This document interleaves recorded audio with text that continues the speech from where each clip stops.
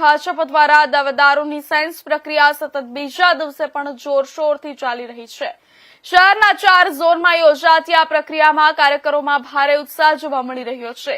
વડોદરા શહેર ભાજપના મહામંત્રી રમેશ પટેલ દ્વારા 4 ઝોનમાં લઈ દાવેદારો અને નિરીક્ષકોની મુલાકાત લેવામાં આવી હતી। તેમણે જણાવ્યું હતું કે સમગ્ર પ્રક્રિયા લોકશાહી ઢબે પારદર્શક રીતે યોજાઈ રહી છે અને કાર્યકરો પોતાની લાગણી વ્યક્ત કરવા માટે સેન્સ આપવા મોટી સંખ્યામાં આવી રહ્યા છે। તેમણે વધુમાં ઉમેર્યું હતું કે ભારતીય જનતા પાર્ટી વિકાસ અને વિરાસતની પાર્ટી છે અને પાર્ટી દ્વારા યુવાનોને પ્રાધાન્ય આપવામાં આવી રહ્યું છે, જેના કારણે યુવા દાવેદારોમાં પણ ઉત્સાહ જોવા મળી રહ્યો છે। આપણે સૌ જાણીએ છીએ કે લોકશાહી દેશ અને ભારતીય જનતા પાર્ટી એટલે લોકશાહીના આધારે ચાલતી પાર્ટી છે।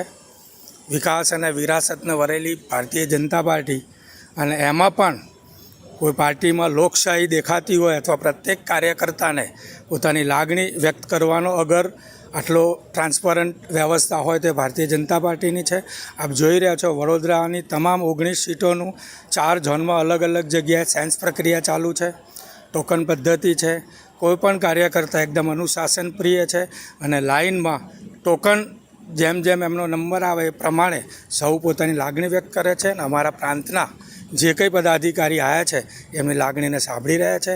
આ ચૂંટણીની શરૂઆત છે, એ આજની બીજો દિવસ છે।